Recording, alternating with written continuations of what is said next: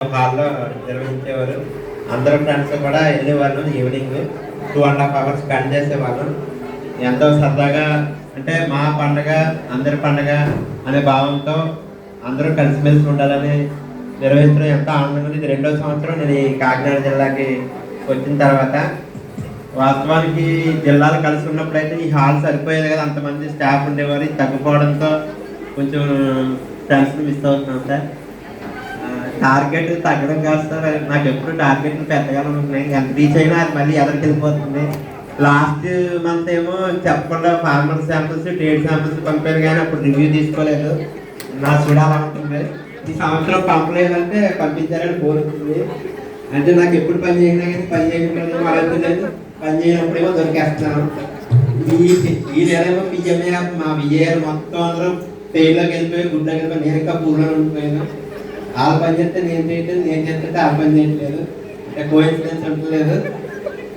ఇంకా జనరల్గా ఏంటంటే ఈ మధ్య వెబెక్స్ లేదని కొంచెం ఫీల్ అవుతుంది సార్. నేను ఒక 5 days నుంచి అంటే ఎక్కడో బండి మీద వెళ్తున్నప్పుడు ఎక్కువ దగ్గర మాట్లాడుకున్నప్పుడు సడన్గా ఫోన్ వస్తుంది.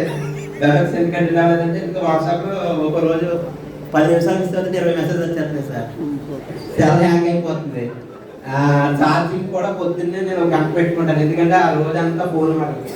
మెయిన్ బాగా నిద్రపోయేది నేను ఎందుకంటే ఫోన్ మాట్లాడాను. ఎందుకంటే ఫోన్ ఎత్తలేదంటే ఏవో ఫోన్ పని చేయాలంటే ఇంకా డీడీ ఆఫీస్లో ఇంకా మాటలు లాగ్ అయిపోతుంది.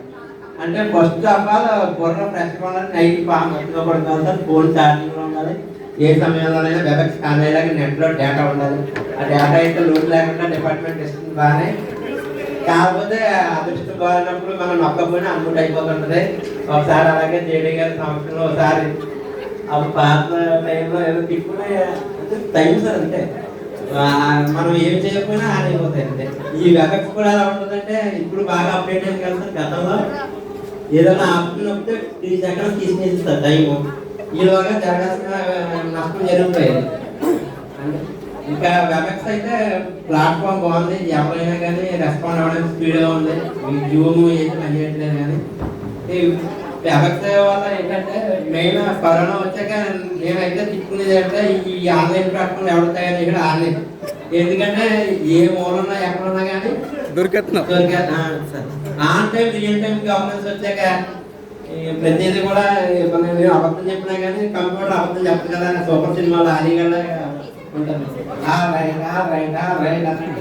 నేను అబద్ధం చెప్పినా కానీ నువ్వు ఏం చేస్తున్నావు ఎక్కడి నుంచి చెప్పగలను అంటారు దేని గారు. కాబట్టి మీరు ఏం చెప్పినా ఇంకా ఆ సిచ్యువేషన్లో ఇంకేదైనా ఏదో ఎవరికన్నా సరెండర్ అయిపోవడం లేదు. కాబట్టి సరెండర్ అయిపోతాను చాలా సార్లు.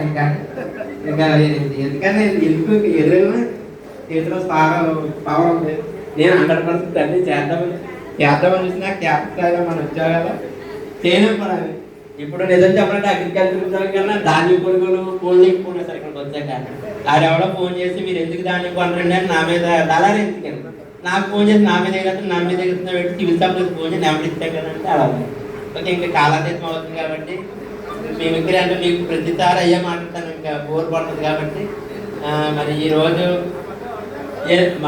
ఏదైనా మనం ఏ మతంలోనైనా ఒకటే, మనం ఒక మానవ జన్మ అంటూ పొందాక పాపం చేయక తప్పదు.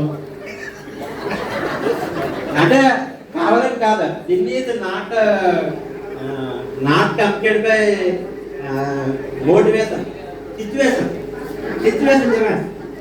కాబట్టి ఏ సిచ్యువేషన్ అయినా కమిట్మెంట్ చేస్తే కనుక మన వంతుగా భగవంతుని ప్రార్థించడం.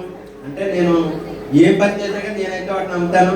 మనం ఎంత చేయాలని కమిట్మెంట్ ఉన్నా కానీ భగవంతుడి దయ లేదా ఏది అవ్వదు. ఏ భర్తలోనైనా ఏదైనా ఒకటే చెప్తాం. ఆవగించంటే అదృష్టం ఉండాలి. మనం ఎంత చేసినా అన్నట్టు మనం ఎంత 95% చేసినా 5% మనం ఉండాలి. అలాగే ఏదైనా మనం చేసే పనిలో ఏమైనా తప్పులు అవి తెలిస్తే తెలియకపోవచ్చు, తెలియకపోతే చేయొచ్చు. ఏదైనా కానీ భగవంతుడి దగ్గర మనం శ్రద్ధ వేడుకుంటే ఆయన కృతజ్ఞతగా తెలుస్తాడనే దానికి నిదర్శనంగా క్రిస్మస్లో ఏంటంటే ఆయన ప్రాణాన్ని స్వయంగా సమర్పించి మిగిలిన మానవ జాతిని రక్షించడానికి తన ప్రాణాన్ని కొట్టి ఒక ఆదర్శంగా నిలిచారు. కాబట్టి ఈ సుదినం 25 డిసెంబర్ని ఇలాగ మనకి ప్రపంచవ్యాప్తంగా చెప్పాలంటే ఇదే పెద్ద పండుగ. మనం వరల్డ్ వైడ్ అందరూ చేసుకుంటారు.